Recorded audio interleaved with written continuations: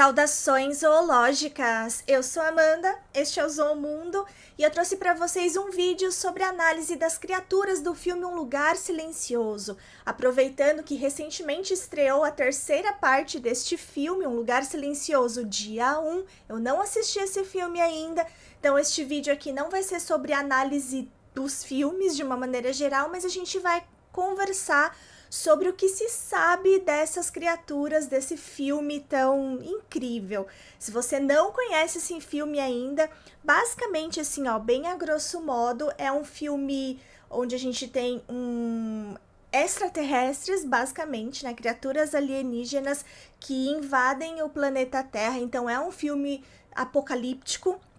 E essas criaturas, elas caçam os seres humanos, mas elas são cegas, elas não possuem olhos, mas elas têm uma audição assim super apurada, e aí é por conta dessa audição que elas conseguem identificar as pessoas, e aí elas caçam, e enfim, muitas pessoas morrem. O primeiro filme é sobre a sobrevivência de uma família, então essa família tem que se adaptar fazendo silêncio, se comunicando através da língua americana de sinais para conseguir sobreviver. Então, neste vídeo aqui, a gente vai trazer elementos das inspirações para essas criaturas baseadas no que os próprios produtores do filme relatam, e também a gente vai fazer um paralelo sobre algumas características que essas criaturas apresentam que a gente consegue encontrar na vida real, no mundo animal.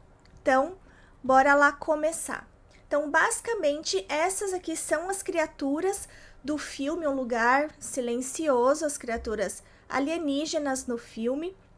Elas são chamadas de Death Angels, ou Anjos da Morte. São criaturas de aspecto humanoide, né? Para variar, a maioria dos filmes sobre essas criaturas alienígenas tem esse corpo, né, meio humanoide.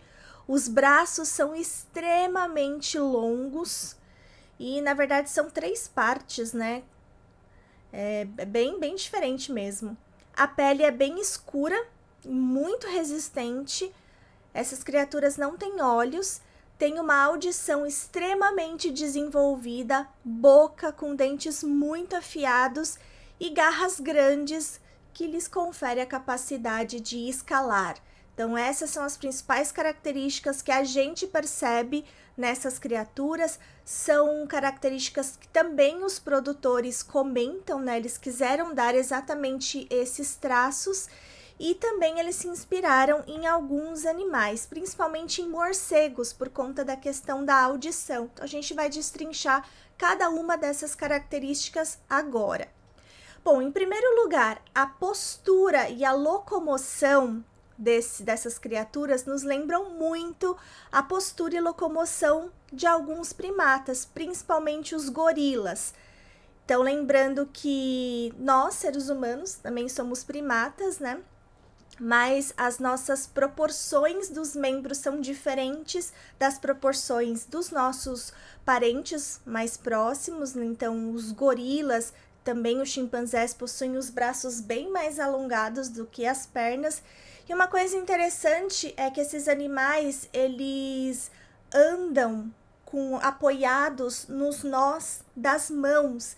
Esse tipo de locomoção se chama nodopedalia, que é justamente, então, o fato deles se apoiarem aqui, ó, nos nós. Isso aqui a gente chama de nós. E esses animais, essas criaturas do filme, também se apoiam nos nós. Na verdade, aqui de todos os membros, né? A nodopedalia, de uma maneira geral, ela está presente nesses primatas, gorilas, chimpanzés, e o legal é que a nodopedalia dos dois é diferente, evoluiu de maneiras diferentes. A gente já comentou isso aqui, a gente tem uma série de vídeos sobre primatas e sobre evolução humana também. Então, se você está chegando agora no Zoomundo, dá uma conferida nos nossos vídeos sobre esses temas, que a gente explica direitinho tudo isso lá. Mas a nodopedalia está presente também em outros mamíferos, como, por exemplo, o tamanduá. E aí, nesse caso, o tamanduá até se parece mais, essas criaturas, né, se parecem muito mais com tamanduás por conta das garras afiadas, tá?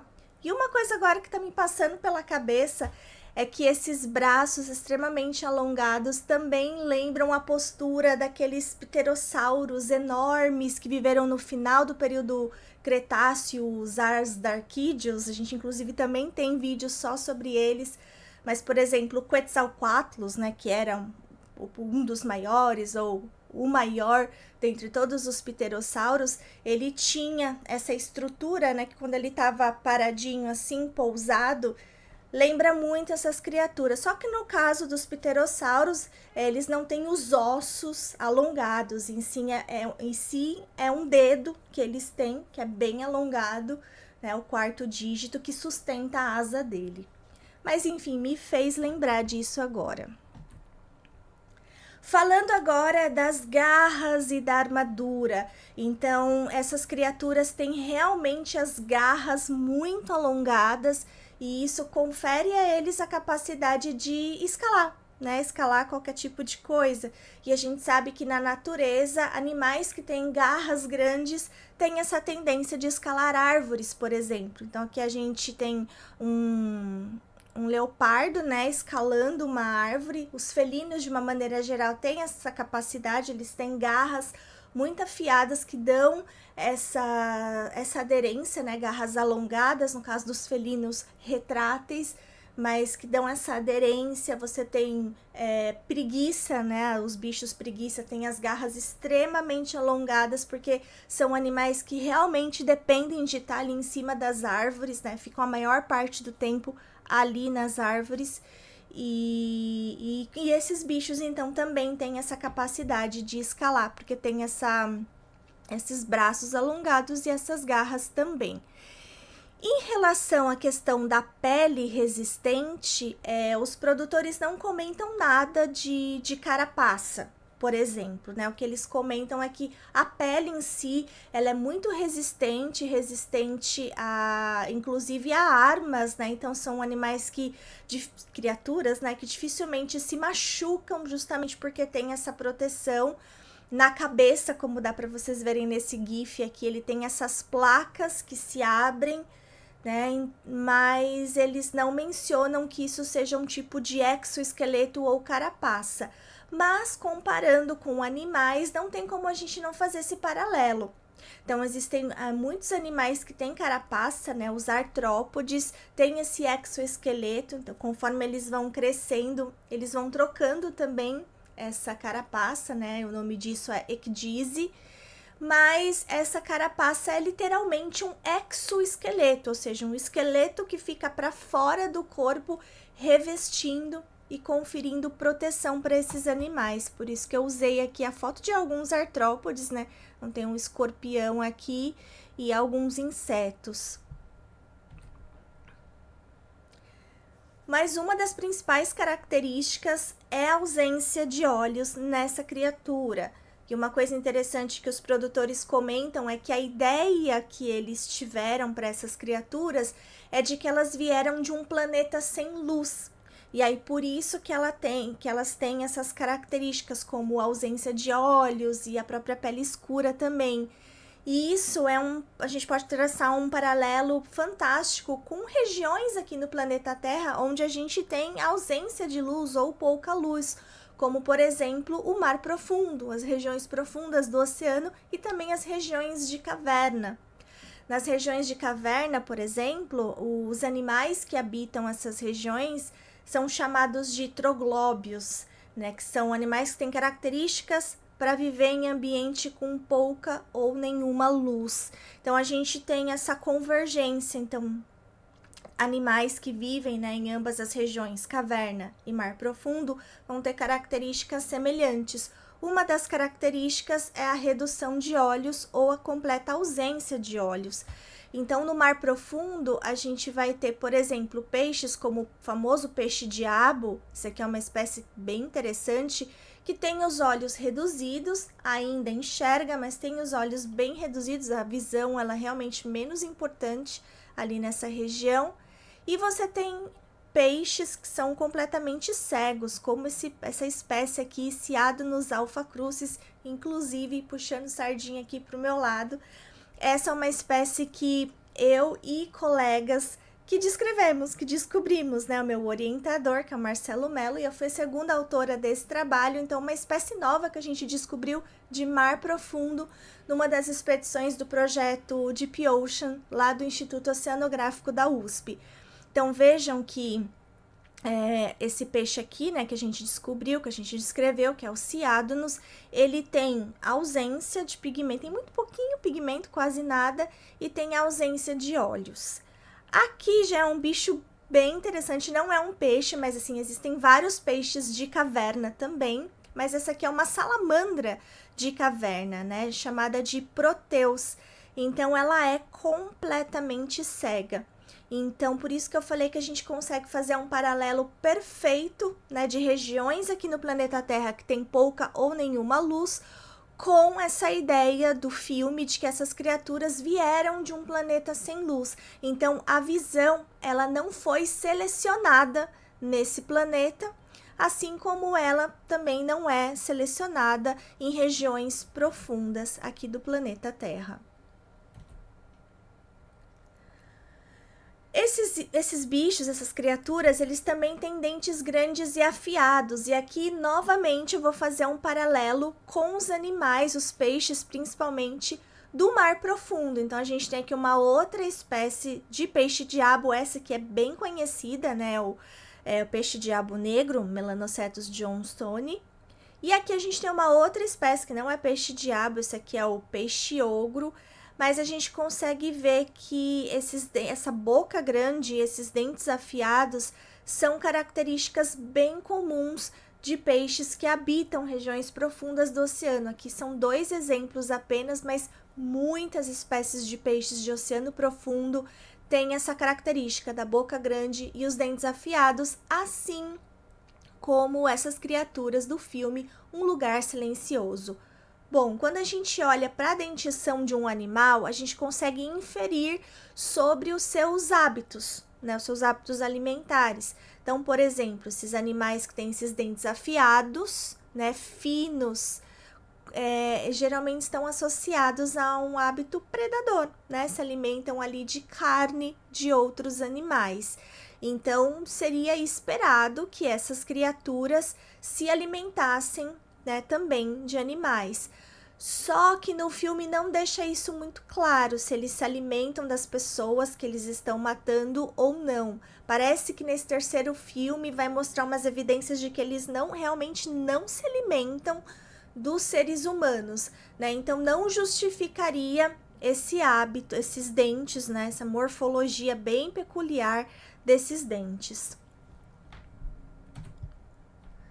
E o que chama muita atenção nesse filme, né, o centro, da ideia central do filme, é que essas criaturas, elas possuem a audição muito desenvolvida, o que é esperado, já que elas não possuem visão. Então, se elas não possuem visão, a visão não foi selecionada no ambiente em que elas vivem, outros sentidos foram mais selecionados. No caso dessas criaturas aqui, foi a audição. E aí os próprios produtores do filme comentam que uma das inspirações é justamente nos morcegos, porque os morcegos têm uma excelente audição. Por quê? Porque eles têm um mecanismo chamado de ecolocalização, que é simplesmente uma localização por meio de ecos, né? Um nome bem autoexplicativo. A gente chama também de biosonar. A ecolocalização está presente em alguns mamíferos, mas os princípios mais famosos, vamos assim dizer, são os morcegos e os golfinhos. Então, como que funciona isso? Primeiro, eles conseguem emitir sons numa determinada frequência e aí depois esses sons, eles batem nos objetos e voltam para eles, né? Então, aqui, ó, em laranjinha, que é um morcego, em laranja, são os sons que eles estão produzindo, que são sons de alta frequência, e em verde são os sons que estão sendo devolvidos para eles, e eles conseguem então ouvir esses sons. Aqui para o golfinho é a mesma coisa, né? Então, em azul aqui os sons que eles emitem, e em verde são os sons que eles conseguem captar do ambiente. Só que no caso desses animais, eles são capazes de emitir e perceber sons de alta frequência. Pelo que a gente entendeu do filme, no caso deles, dessas criaturas, eles percebem sons de baixa frequência, né? Tanto que no final do primeiro filme, a família descobre que eles são sensíveis a sons de alta frequência, como, por exemplo, aqueles que são liberados pelo aparelho de audição da menina.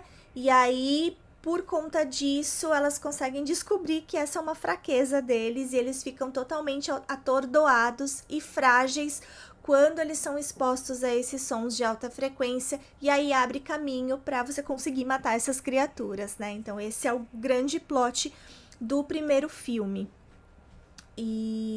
Mas é um paralelo, de qualquer maneira, muito interessante com os morcegos, principalmente, e também com os golfinhos. E a gente pode dizer, então, que essa audição deles é um super sentido, né? Considerando que eles não têm olhos, então eles têm a audição como seu super sentido. E aí eu vou fazer um paralelo novamente com animais aqui do planeta Terra, voltando mais uma vez para o mar profundo, onde a gente tem, como eu já falei, a visão, que foi menos aqui selecionada, mas a gente tem outros sentidos muito importantes desenvolvidos, como, por exemplo, a bioluminescência, né, que é a capacidade desses animais produzirem luz, e aí essa luz vai servir para eles se comunicarem, para eles atraírem presas, para eles se camuflarem, despistar predadores, um monte de coisa que dá para fazer com a bioluminescência. Mas além disso, esses bichos também podem ter, por exemplo, o olfato bem aguçado. Aqui eu tenho um peixe fantástico, que é o peixe olho de barril. E quando a gente olha aqui para a cara dele, existem duas coisas que chamam a atenção, que a gente pode pensar, tá, onde que tá o olho dele? Será que os olhos são essas coisas aqui esverdeadas ou será que os olhos estão aqui na frente? O que vocês acham? Bom, acertou. Quem disse que os olhos, eles estão aqui em cima. Então, esses aqui são os olhos são voltados para cima, a gente chama de olhos telescópicos. No caso desses bichos aqui, a região onde eles vivem ainda tem um pouquinho de luz. Então, esses olhos grandes e voltados para cima servem para eles conseguirem captar ainda um restinho de luz que está vindo para esse ambiente. Mas, de qualquer maneira, essas estruturas aqui na frente são as narinas, que são muito bem desenvolvidas. Então, isso é uma coisa que é muito desenvolvida em alguns animais marinhos de oceano profundo, né? Principalmente os peixes, eles têm essa narina super desenvolvida porque os outros sentidos, como a visão, são menos desenvolvidos. Agora, um verdadeiro mestre dos sentidos é a toupeira nariz de estrela, que é esse mamífero aqui que vive, que é fossorial, né, se enterra, tem essas garras bem gigantes, que é justamente para eles conseguirem, né, escavar os seus túneis, e ele tem esse tentáculo aqui, né, então esse focinho dele, na verdade não é só para sentir o cheiro. Esses tentáculos, eles são táteis, então eles ficam assim se mexendo e tateando o ambiente para que eles consigam sentir o que está acontecendo. Eles têm muitas terminações nervosas nesses tentáculos, só para vocês terem uma ideia, comparando esses tentáculos com as nossas mãos, por exemplo. Nossas mãos têm muitas terminações nervosas, então a gente consegue sentir muita coisa com as nossas mãos. Esses tentáculos da toupeira nariz de estrela conseguem sentir pelo menos 5 vezes mais do que as nossas mãos. Então, é um mega, super sentido desenvolvido e que me fez lembrar, então, dessas criaturas de um lugar silencioso que não tem tentáculos, não tem esses sensores aqui, mas que a audição ela é extremamente aguçada, que a gente pode traçar esse paralelo, né, de super sentido mesmo. Por fim, e a questão da inteligência? Será que essas criaturas são inteligentes ou não? O filme não dá muitas pistas sobre isso, pelo menos os 2 primeiros. Estou ansiosa aqui pelo terceiro. Mas, de uma maneira geral, os produtores disseram que eles não desenharam essas criaturas para serem assim inteligentes, né? Eles afirmam que elas simplesmente seguem os seus instintos. Mas, ao mesmo tempo, acho que no segundo filme a gente consegue perceber que existe um tipo de comunicação entre eles, né, para avisar sobre algumas questões. Então, só o fato deles terem esse tipo de comunicação já denota uma certa inteligência. Então, tô ansiosa para saber no terceiro filme se eles vão trabalhar isso um pouco mais. De qualquer maneira, tem essa questão do porquê que eles atacam, porque se a gente tem indícios de que eles não necessariamente estão ali predando os seres humanos, para que atacar? Atacar só por prazer? Será que isso faz sentido? Ou será que é simplesmente por território? Né? Eles chegaram no planeta Terra, querem ocupar esse território e eles simplesmente estão querendo tirar todo mundo que não é do planeta deles ali de jogada? Pode ser. Eu acho que tem uma certa inteligência, assim, principalmente pelo fato de ter essa comunicação entre eles. E para finalizar, não tem como negar a semelhança, então, desses Death Angels com os Xenomorphos do filme Alien, da franquia de filmes Alien, né? Tem uma certa inspiração, sim, principalmente na questão de ser uma criatura humanoide, de ter essa pele escura e resistente e os braços alongados e tudo mais. Então tem alguma semelhança, sim. E se vocês quiserem saber mais sobre essa questão dos xenomorfos e as inspirações para essas criaturas, a gente tem um vídeo bem antigo do canal, mas tá bem legal, sobre os aliens, né, os xenomorfos, a biologia dos xenomorfos na vida real, e a gente vai deixar aqui na tela para vocês assistirem, e nos vemos no próximo vídeo. Tchau! E gostaríamos de dedicar este vídeo a todos os nossos embaixadores e embaixadoras que nos ajudam muito a continuar criando conteúdo aqui no canal.